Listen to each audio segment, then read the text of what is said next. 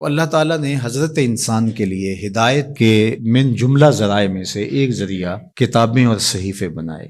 قرآن مجید سب سے آخر میں نازل ہوا، اور جتنی ماضی میں نازل ہونے والی کتابیں اور صحیفے تھے ان میں جو کچھ تھا اس کا خلاصہ قرآن کی شکل میں موجود ہے، اور قیامت تک آنے والے اور ما بعد قیامت معاد کی ساری چیزیں قرآن میں رکھی گئی۔ اور قرآن کے نازل ہوتے ہی باقی کتابیں منسوخ ہو گئی۔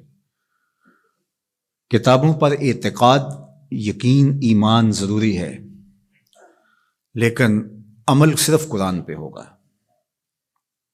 یتیمے کے نا کردہ قرآن درست، کتب خانائی چند ملت بشست۔ ابھی قرآن مکمل نہیں ہوا کہ پچھلی کتابیں منسوخ ہو گئیں۔ قرآن کے پہلے حرف سے ہی پچھلی کتابیں منسوخ ہو گئیں۔ تاروں سے کہو اب کوچ کریں، خورشید منور آتا ہے۔ تو ہمارا پچھلی کتابوں پر ایمان لانا ضروریات دین سے ہے، لیکن عمل قرآن پہ ہوگا۔ اس وقت دنیا کا کوئی بھی مذہب، کسی بھی مذہب کا ماننے والا، وہ اپنے مذہب کی کتاب کو ہاتھ میں پکڑ کے یہ نہیں کہہ سکتا کہ یہ وہی کتاب ہے جو نازل ہوئی۔ وہ بھی کہتے ہیں کہ جناب اس میں ضرور کمی بیشی ہے، کوئی تھوڑی مانتا ہے، کوئی زیادہ مانتا ہے، لیکن آنکھیں بند کر کے قرآن مجید کا نسخہ ہاتھ میں پکڑ کے حضور کا غلام کہہ سکتا ہے یہ وہی کتاب ہے من و عن، حرف بحرف، بغیر کسی تغیر اور تبدل کے، جو میرے رسول کے سینے پہ نازل ہوئی ہے۔ تو یہ چیز کس قدر تیقن پیدا کرتی ہے، کس قدر یقین کی بجلیاں پیدا کر دیتی ہے سینے میں۔ پھر آنکھیں بند کر کے عمل کیوں نہیں کریں گے؟ کتاب پر ایمان لانے کا مطلب پوری کتاب پر ایمان لانا، اس کے تقاضوں پر ایمان لانا، اس کے احکام کو ماننا، اور اس کے نواہی سے اجتناب کرنا، یہ تقاضا ہے اس ایمان کا۔ تو یہ نہیں کہ جو چیز سمجھ میں آئے، پسندیدہ ہو، نفس پر شاک نہ ہو، نفس کو مرغوب ہو، محبوب ہو، اس پر تو عمل بھی ہو، اس پر بات بھی ہو، اور جو چیز نفس پر شاک ہو تو اس کو جو ہے وہ چھوڑ دیا جائے۔ تو یہ ایمان کا مفہوم نہیں ہے۔ ایمان کا مفہوم یہ ہے کہ پوری کتاب پہ ایمان لایا جائے۔ اور جبریل امین حضور کے قلب اطہر پر القاء کیا ہے قرآن کو، حضور کی زبان پہ نہیں اترا، حضور کے دل پہ اترا ہے۔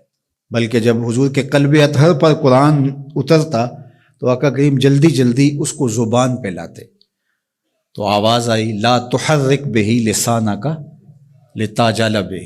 اللہ اکبر، محبوب جلدی نہ کیجئے، جس رب نے قلب میں اتارا ہے وہ زبان پر بھی لے آئے گا۔ تو وہ حرف و صوت سے مرکب نہیں تھا، وہ ایک کیا اس کے لیے لفظ کہیں، چونکہ یہاں لفظ بھی دم توڑتے ہیں، یہاں حرف بھی سوختہ پا ہیں، جہاں تخیل کا مرغ عقل بھی تھک کے گر جاتا ہے۔ وہ جانے اور وہ جانے کیسے دیا ملائے اعلیٰ میں۔ وہ منظر بھی تو ہم دیکھتے ہیں کہ رب اپنے محبوب سے پوچھتا ہے کہ یہ فرشتے کیا بات کر رہے ہیں، تو حضور معذرت کرتے ہیں، تو اللہ تعالیٰ اپنا دست قدرت، اب یہاں اور کیا کہا جائے، کسی اور کا ہوتا تو ہاتھ کہہ لیتے، لیکن یہاں تو دست قدرت، فوضع کفہ بین کتفی، تو اس نے دست قدرت میرے دو کندھوں کے درمیان رکھا۔ تو پھر کیا ہوا، دست قدرت یہاں آیا، ٹھنڈ میرے سینے میں پڑ گئی۔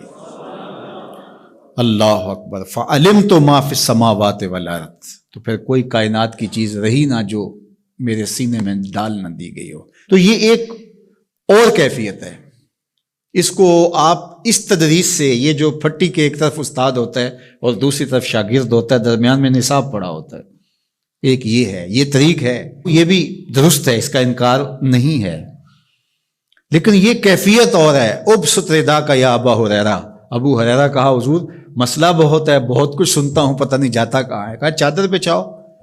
اللہ اکبر، مسئلہ کیا ہے مجھے یاد نہیں رہتا، کہا چادر بچھا لو۔ ابو ہریرہ رضی اللہ تعالیٰ عنہ چادر بچھا لیتے، حضور ایسے کچھ بھرا اور ایسے ڈال دیا، کہا اس کو سمیٹ لے اور سینے سے جوڑ لے۔ حضرت ابو ہریرہ فرماتے ہیں اس کے بعد میں بھولا نہیں ہوں۔